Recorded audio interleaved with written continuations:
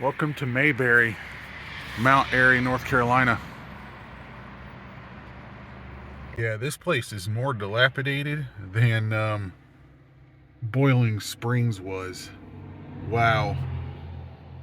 Yeah, kind of concerned a little bit. So let's see. That one has no red. This one has a weak picture tube. It gets blurry when it's bright. This one works great, and that one's dead. So it's a basket case. Howdy, everybody in YouTube land. People of a certain age probably recognize this right away. Literally right away.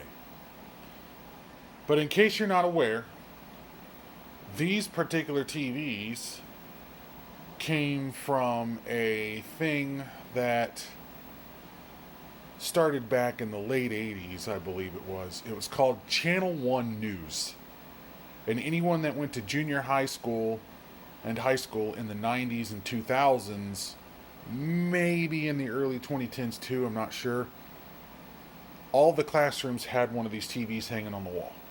So these are the actual TVs for Channel 1 News that would have been in the school. Now, it brings back a lot of memories. It was really just an advertising campaign for Crystal Pepsi and Snapple and whatever else, plus Lisa Ling and a few other news anchors at the time. But I digress. So these came up for sale. Guy has piles of these things. And I went to Mount Airy, North Carolina to pick these up, which is quite a bit of a drive from here. Now, when I first got there, my original intent was to grab a couple of them. Then a friend of mine wanted one, so that was 3, right? So we get to 2 of them. And then the third one we grabbed had a weak CRT. We're like, well, so we went to grab another one. And then it wouldn't turn on. So then we went to grab another one. And then we finally got one that works. Now, that 3 became 5. And he just ended up throwing the dead ones in on the deal. So I've got 5 of these things now that we need to look at. So, yeah. Now, unfortunately, they're all in various states of disrepair, and I'm kind of concerned that the CRTs are just baked out in these. I'm hoping they're not, but I have an itching suspicion that they are, which wouldn't surprise me with how often they were used. Now, so this one here is the one that doesn't turn on. So we've got, I don't know which ones are which, so we've got one that has a weak CRT, we've got 1 or 2 that have missing red, and we got one that works fine, and then we have one of them that doesn't turn on at all. So, various states of disrepair. And the ones that do turn on, it acts like it has poor HV regulation, because when the picture's bright, it gets real blurry and bloomy. But the corners also have a lack of convergence and are a little bit blurrier than the center, which is a classic sign of a weak CRT. But the colors are not bleeding on bright scenes, which is normally associated with color CRTs. I don't have that problem here, which I find weird. I don't know. So anyways, let's start with one. So this particular one is the one that doesn't turn on. It doesn't power on at all. But notice it's got a slightly different color CRT, and it matches closer to that one down there. And these 3 are kind of on their own. Also, the one that doesn't turn on is slightly different in logo there, because we have all 3 or 4 of these Magnavoxes are all the same, but this is the odd one out. So I think that's the one we need to start with. And they are in a serious need of cleaning. They're disgusting. And these things were all found in like a actual school bus, where the guy literally just had them all stacked up inside of a school bus that looks like it was stuck in the ground halfway up its wheels for 30 years. Anyways, moving right along. Let's pull this guy out and see what we got going on with it, because that one doesn't turn on. Alright, so this thing is in some serious need for cleaning. But before we do that, we definitely need to confirm the symptom that we have, what the problem is.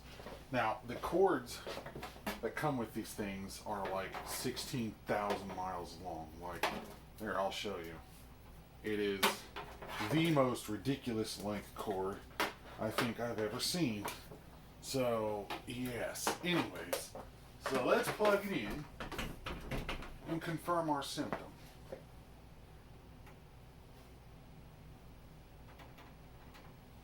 Yeah. Womp womp. No power. Alright, so now we need to clean it. Because this thing is absolutely filthy. It's got bird shit all over it and whatever else. So I feel like this thing has been left outside to die for 100,000 years. Now, the guy told me that these were sitting around his property since 2019, which I don't know how I don't know how accurate that is, but it would be about right considering this thing, they discontinued the Channel 1 service in 2018.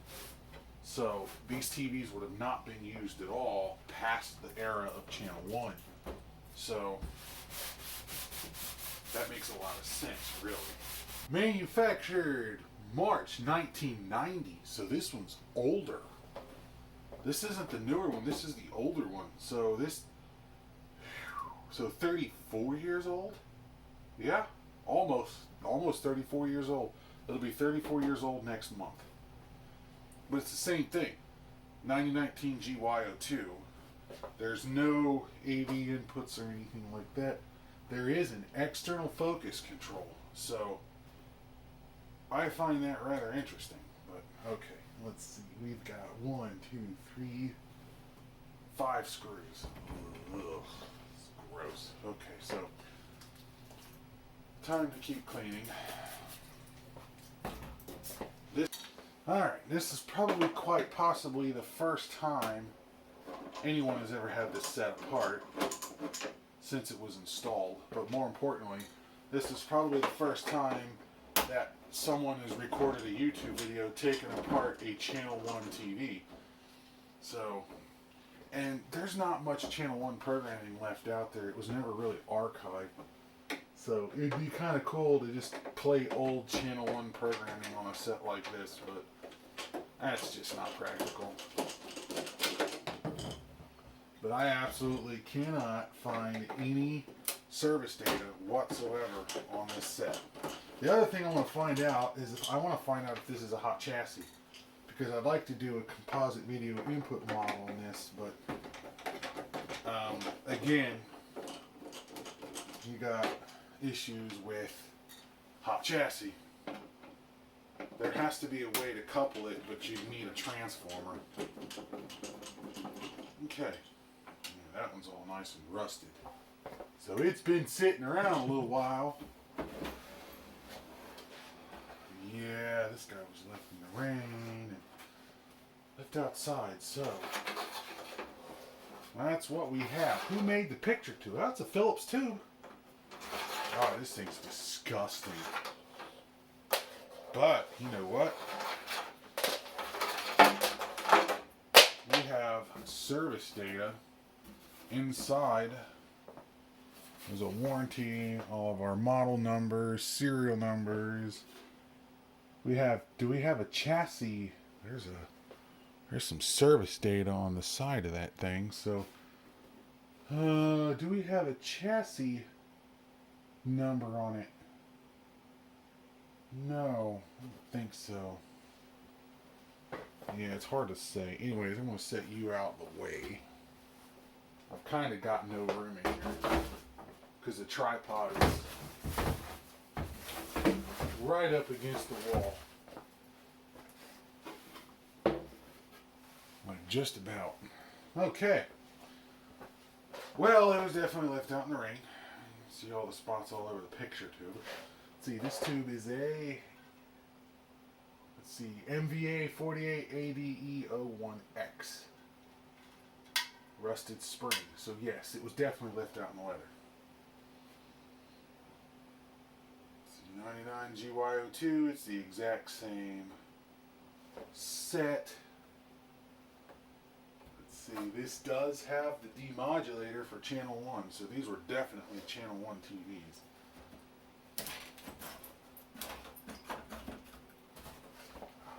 I miss these early Magnavox sets. So much fun. Let's see, now we gotta remove the chassis. I can't remember, I think these are definitely from the Philips era. So Philips made the TV for Magnavox. So anyways, let's do a fuse check. See what we're going there. It's good fuse. This is definitely a hot chassis. That's unfortunate, but it is what it is. Although it has a standby transformer over here, which is a switching power supply. That's impressive. Yes, there it is. There's the tuner. There's the demodulator right here. This is a Jack Whittle. Jack Whittle. I think that was the parent company that did all of this. So this would demodulate the control signals coming from the office or wherever the tape machine was, and it would send out remote codes. So you had power, you had ground, and you had a serial control line. It was basically the same 3 wires that an IR sensor would have. So this would demodulate IR remote codes from the control unit. So yeah, this thing has been left out in the weather.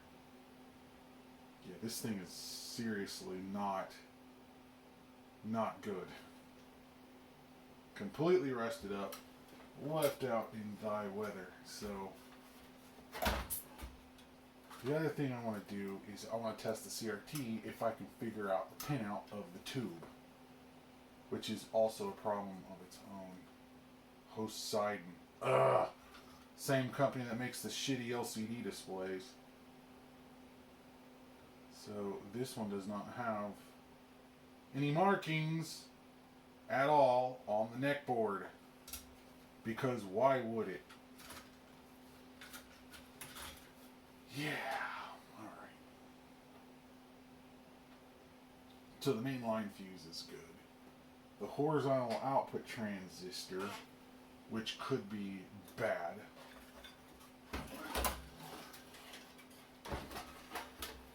is right here.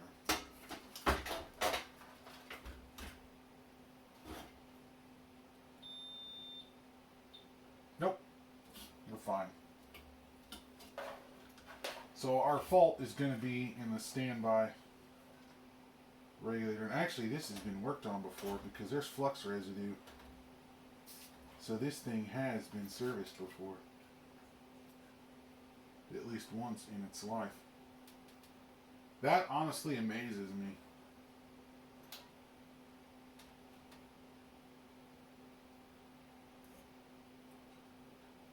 Alright, well. Alrighty then. So there's the chassis number, 19N1-01. There we go. 19N1-01. So maybe if I Google that, I can find other compatible models. Okay, so this uses an STR regulator. That's the same design as that Magnavox TV I just worked on. So, yeah. Fine. Okay, so that's what we're going to do. So this is definitely a hot chassis, so that's unfortunate. So there's going to be no composite modification we're going to be able to do to this, at least not safely without an isolation transformer, which is not that big of a deal, but okay, so. Yeah, these are the typical standard SCRs. This, yeah, that's standby right there. Standby right there. Yeah, that's replacement. That is a replacement. So yes, this thing's been worked on before.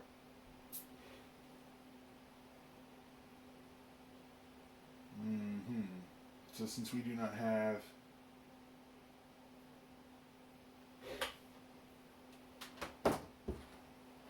this, the important thing is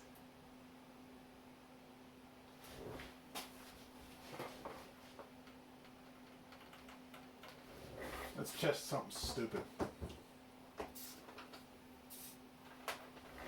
Because the other thing that can happen too is, there's the IR sensor. This is the important bit right here. It's the speaker, don't care. Alright, so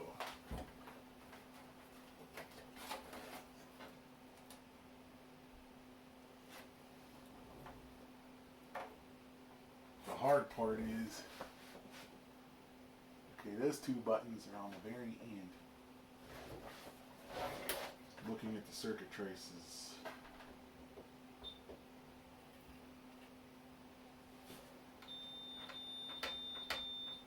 Power button's good, but it's not that. Which means I don't really need any of these plugged in, because all I have to do here, this is P300.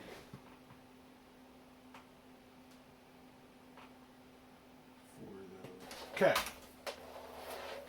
So what I'm going to do next is we're going to check the standby voltage. It's not really drawing current, which is also disturbing. Okay, power. Over to voltage mode. U, 5 volt trickle, 26 volts. Yep, we have 5 volts.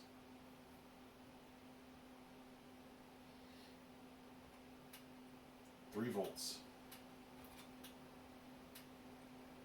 167 volts. Let's see, test point, plus 180 standby. Yes. Test point. We don't have any power. So this is our power button. So the microcontroller is not responding. No, it is not. And then this is probably, yeah, that's an issue.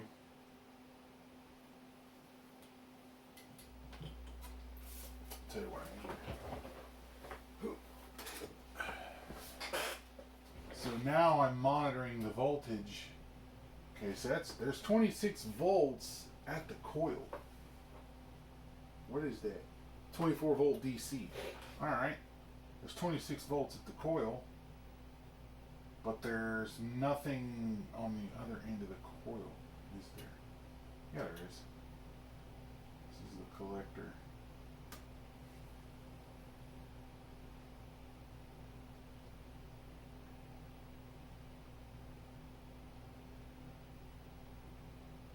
Yeah, it's trying. So let's look at the base signal coming in right there.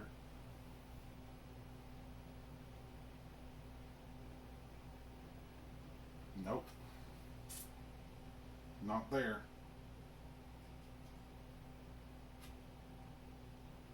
It's a MOSFET, so. Okay. And we're good there. So we have good standby voltage. Here's 24 volt standby. It's fine. Well, it's a little high. You probably can't see that in camera. It's a little high, but it's fine. 5 volt, it's fine. So by all intents and purposes, there should be no reason why this thing isn't working. Although, I have 2.3 volts on this Zener diode, which doesn't seem right. What I need to do is I need to go find service data for this thing, because that's important. Alright, well, unfortunately I can't find any service data on it, so we're flying blind. I went ahead and took the opportunity to take the shield off of the microcontroller region, and this thing has got a mask ROM, so it's specifically programmed to work with this set, and if this is bad, it's game over. Well, ish. I mean, it's game over in the fact that it's never going to work right again unless I reverse engineered the whole thing and write my own program and use my own microcontroller, and it ain't worth my time to do all of that. However, while I have this apart, I want to check a look at voltages here. So there's our VSS line, or VCC line, it's 5 volts. Obviously that's ground. looking at the pinout, because I did find the data sheet to this chip.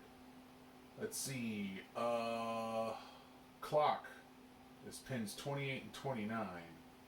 So 22, 23, 24, 25, 26, 27, 28, 2.5 volts, 29, 2.5 volts. So I got the proper clock bias. You know, yeah, I've got, let's see, I got 4.4 volts at the power button, and then I can ground it and it doesn't do anything. There's no power. Okay, so microcontroller's got clock bias, it's got power. Let me see if the rest of the set works. Now, don't do this unless you know what you're doing, and I barely do. So we've got our 5 volt test point here, which I'm going to put right there, and we have our transistor control signal to turn on the relay. So we're just going to throw you right here.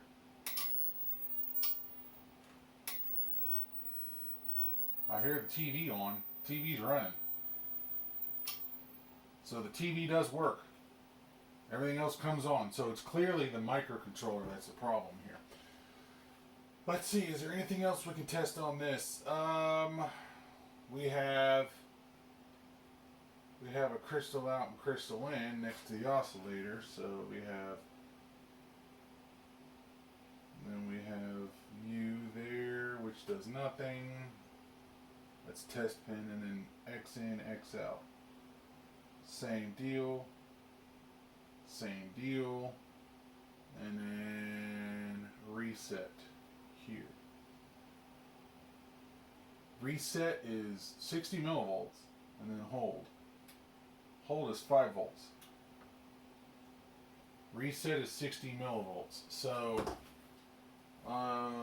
reset appears to be active low. That's a problem.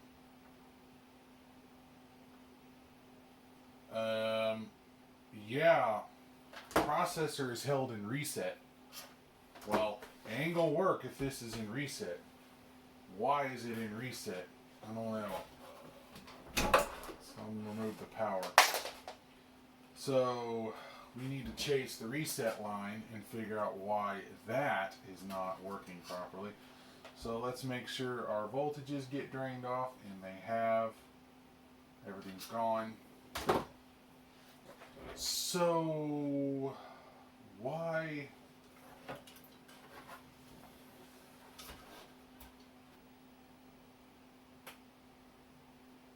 see, where are you going? I don't have, like I said, I do not have service data, so I'm doing this the hard way. It's going to this collector on this transistor. So we have a transistor circuit here. It's fine. Fine. This is going to this other transistor circuit here, which is fine. Come on. Fine. So we have this dual. So it goes over there. Where else does it go? Goes to the microcontroller. Alright, so I double checked these two diodes down here. They're not shorted, it's just there's two ground connections there for some reason. And these diodes are, I don't know. Without looking at a schematic, I don't really know. But so I'm chasing through the two transistors here which control this reset signal coming to the microcontroller, which there's, like an ohm or something there. So chasing it all the way back, and well, it looks like this circuit is monitoring all the standby or all the various voltages. So we're monitoring the 24 volts, we're monitoring all that stuff, and it has to make sure that they're all good before this transistor turns itself on and brings the microcontroller out of reset. So it sees one of these voltage rails is not good. So now, just because I just worked on a Magnavox TV, and I work on the WeatherStar 4000 power supplies quite often, and always is that 100k ohm resistor. For some reason, there's something up with that resistor. So once again, we have this 160 volt standby, which we've had before. Now, if I measure across this 100k ohm resistor, 1 meg ohm,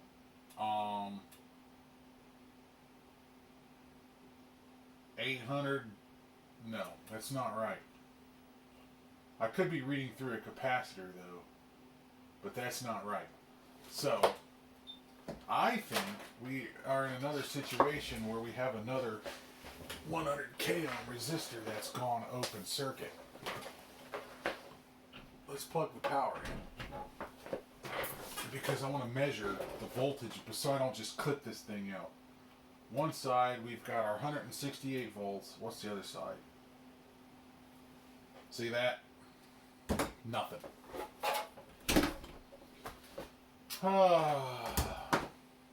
There you go. Yeah, so we have a, let's see, I don't know what I do. I thought I ordered a bunch of 100k ohm resistors. I could have swore I did, because I'm tired of replacing them. Alright, we're down to like 1.4 volts. Didn't take long. Alright, well, yeah. So this 100k ohm resistor, R417. Yeah.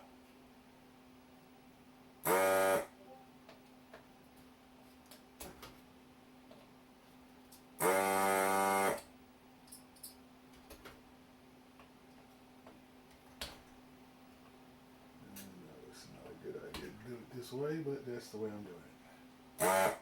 Because that's how you destroy these tips. Alright, so R417. You're out. It's not visibly bad, but it's definitely a problem. So let me measure it. Yeah, that's dead. That is that's a open 230 meg ohms. No, that's a no. Okay, so I need to flip this back on here. I'm looking for, it's always those 100k resistors. Doesn't matter what device it is. The 4000 power supply, that other little Magnavox TV I just worked on of someone else's, it's literally that 100k resistor. So, okay, now I gotta go find a 100k resistor. Now, I'm gonna have to order me up some half watt 100k ohm resistors, because I'm getting low on them because I keep using them left and right. It seems like it's this ever-ending battle of this particular resistor. I don't know what it is. I've already mentioned it a few times in this video, but it's like 100k resistors being open, especially in this era, seems to be a habitual problem. So, yeah, I'm like not, I don't know. Anyways, so we're just going to go ahead and put you in here, and hopefully this is the only fault there is. That would be nice if that's all it took to fix it. That would really be nice. I mean, it took me forever to find it though, because it's not obvious. It's not obvious that that went bad.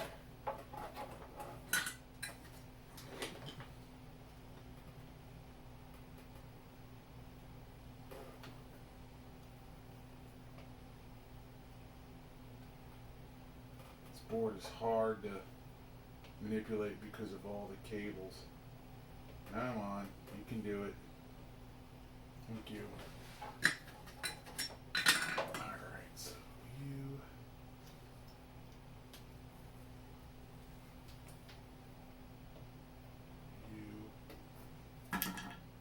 Okay. That's all it was. Oh my god. Okay.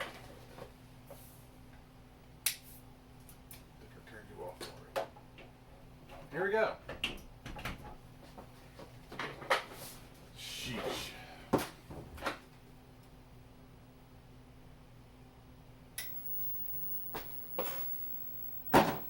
about that? It's on. Let's see. All right, so the next thing I want to do is I want to test the health of the CRT. So I found the diagram for this particular tube on the internet, and then this is my little old school 50s universal thing that I made that connects into my black and white harness. So I got everything all hooked up, and this is the green cathode, which is really good. I got it set for low bias. Really good, and I do a life test. Solid. And this is the red cathode. Life test. Solid. And then here is the blue cathode up here. It's not quite as strong. Let's see, life test. Solid. So there we go. That CRT is actually really good. So I got a winner here. And there it is. She's working perfectly fine. The picture on this thing is absolutely amazing for what it is. I got a little bit of magnetism down here, but the screen's a little messy and dirty still, but yeah, it's gonna need some cleaning, but anyways, it seems to be working fine.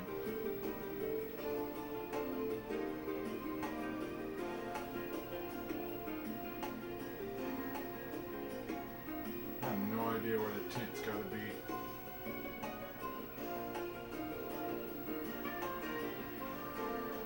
No, too much.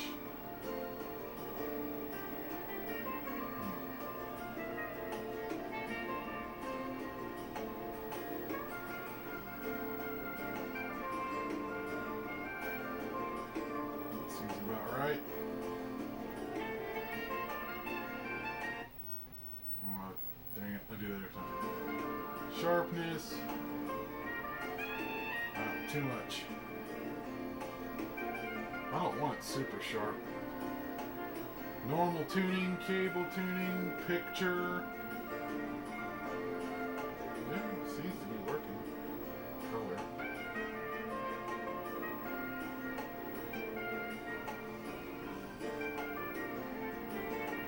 Actually good where it is. Tint's not.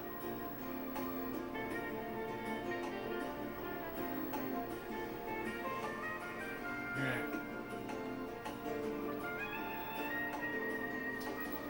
There we go. It's working awesome. All right. I think that's it for this one. So I'm going to just put this thing back together, clean it up, and then we'll work on the next one.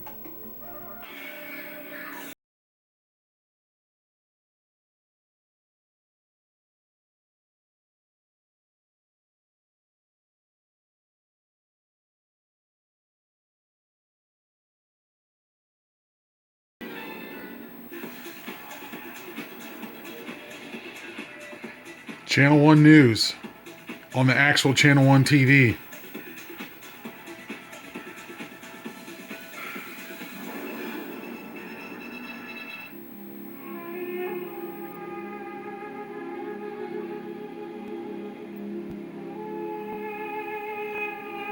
Alright, so now we're on to set number 2. This one actually powers on, but there's a problem with... It's hard to explain. I'll show you. And it may not come across properly in the camera. But everything was all cranked up and I had to turn all of the control settings down. But it takes a long time to warm up. Look how blurry it is. And it's very green. And as it comes up, it gets better. So I think this one might actually have a weak picture tube. But also, the yoke is tilted, and we've got purity issues in this corner, which you can't really tell because I have it set in black and white. So if I come in here, I can just bring the color up. It's better, but it's not quite right. So let's see if let me think.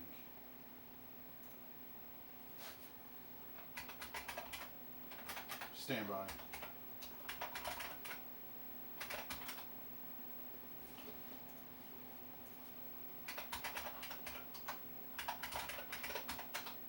So if I go in here, let's see, signaling, if I do a GL2, give me a second. I'm going to let it run the LF for a second. Yeah, it's not right. It's very, you see, it's got some bleed off in this corner too. So I think this one might actually be a weak CRT. But can't rule out the possibility that we don't have issues with capacitors or a voltage issue. So the CRT's not getting quite the right voltage. Maybe the yoke was bumped and threw everything off. I don't know. But something's not right. So we're going to have to get this thing apart and figure out what's going on. Okay, so this one, it was manufactured in May of 1991, and it's gross. This thing's absolutely nasty. It's got, yeah.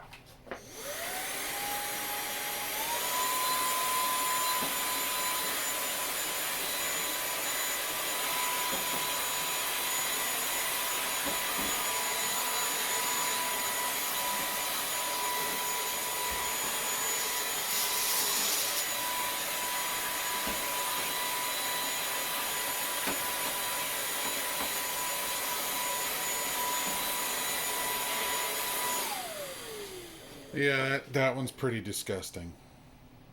With the back off of this one, I don't really see the buildup I would normally see with these. The CRT is different. It's got a different part number, so they did change the tube in '91. Maybe that's why. Maybe this run of tubes aren't as good as the other one. I don't know. But I don't see the buildup. Like, if this was high hour, you'd have all this black soot. It would just be, yeah, it would be roached. It doesn't look like that. But also, yeah, this yoke is loose. So that's why it's twisted. This thing got knocked around. So I've got to fix that. But it doesn't look bad. It's got a lot of crap. I gotta check the usual suspects. But first off, I'm going to check the cathode real quick, because high hour picture tubes are going to have a little bit darker cathode material, right? So, no, that thing looks clean. I don't see any burn off. I mean, it's not foolproof, especially these newer tubes. It's not like the old ones from the 50s, 60s, 70s, but I don't know. I'm just not buying it. But there's only one surefire way to tell. We'll put a tester on it and see what it does. I don't know if you can see it, but right now I'm on the blue gun and it's strong. I mean, it's literally 12.25, 12.3 out of 14, which is about what these have been testing at. The other one did. So, do a life test on blue. Solid, no problem. So let's move to green.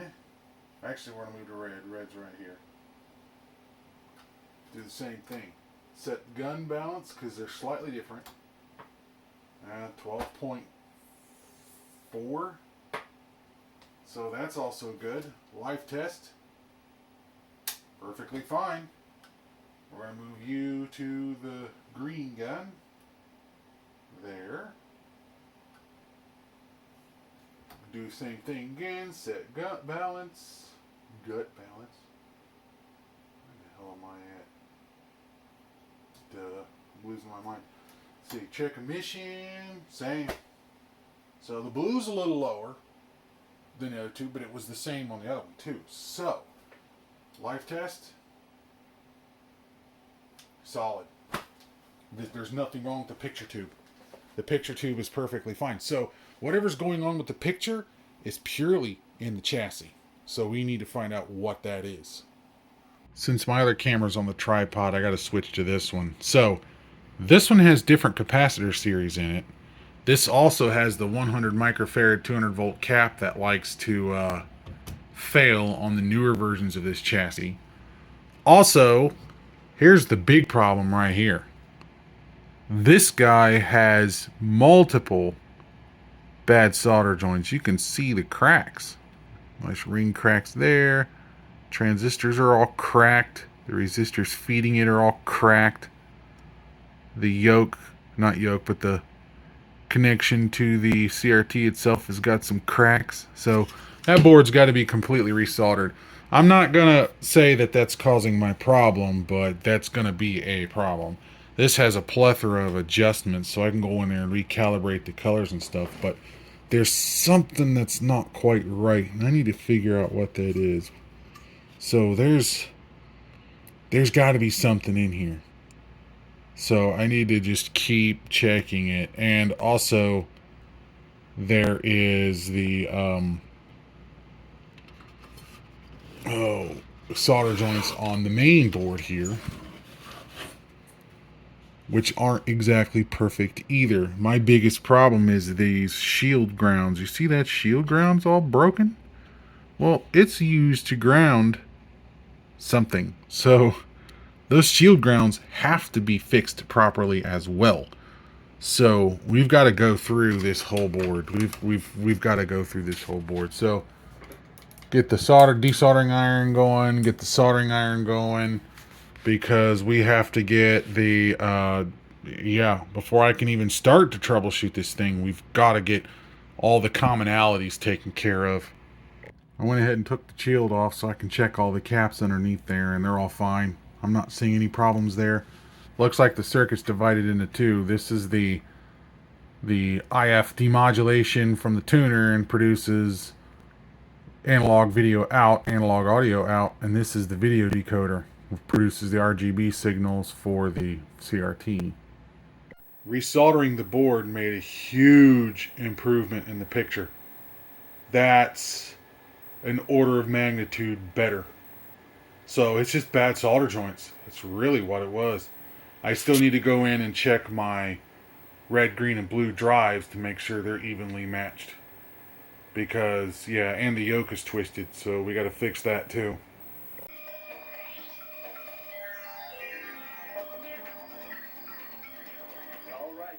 It's working really good. So, who was the first Postmaster General? The answer is B, Benjamin Franklin. It was May 1775. Everything's all adjusted as best as I could possibly get it. The black and whites look really good now. Then appointed Benjamin Franklin as Postmaster General and asked him to develop a postal system. Our modern-day post office is Alright, well, I've got 4 more of these to do. No, 3 more of these to do.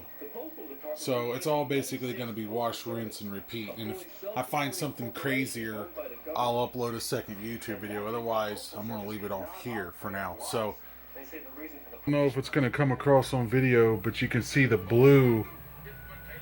The blue's there, but you see what's happening? It's kind of like flickering bright and not. It was blowing out strong retrace lines for a minute. And I'm trying the freeze spray approach, but I'm starting to wonder if there's a problem with one of the semiconductors, or maybe there's still a short in the CRT. I don't know. This one's, yep, you see it? See it doing it? The camera's compensating for it, but it just did it right there. So I've discovered that it's the video amp transistor. You see the blue coming and going? Well, if you look at it in the scope, you can see the glitchy. See that? It's in the scope. Well, that's the video signal coming out of the video amp. Now, there's the transistor. If I spray this transistor right here, freeze it. Now look at it. It was just freaking out. And it just stood itself up. So, I bet, so using the hot air tool and the freezing stuff, I did pull the transistor out. It is bad, but look, it's one of those potted, encapsulated transistors. These things are notorious for going bad. Notorious. So I'm not surprised. It's some proprietary ITT transistor. So these things are bad. That's just great. So Those these things are no. We gotta So the lack of contrast and color saturation and retrace and all of that crap, not too big of a concern. The bigger concern is it keeps turning on and shutting off. Like now it doesn't even want to turn on. Anyways, if I monitor the hold line and reset line to the microcontroller, look at this. That's not a valid signal for that state, and it's kind of jumping all over the place. So guess what that means? We've got another, look at this. See that? We've got another noisy transistor. So this is all part of the hold and reset circuit, which goes all the way back up to these. And guess what those are? The same exact transistor. Grr. Well, this gets crazy. Look at this. That's the reset line. That microcontroller is like, what in the hell is going on? Because that is not a proper logic. No. Much better. And you know me to be a witch of my word. Out of these 5, there's at least 2 that are bad, maybe 3. Lots of recalibrating later. It's working fine. So the 4401s do work, but you have to twiddle with these and get them right. Hi, darling. There we go. Channel 1 on the actual Channel 1 TV. Alrighty, we'll be back with more Channel 1 news in a moment. If you have a comment, please feel free to leave one. Don't forget to hit the like and subscribe and all that fun stuff if you enjoy this comment or content. Until next time, guys, thank you for watching.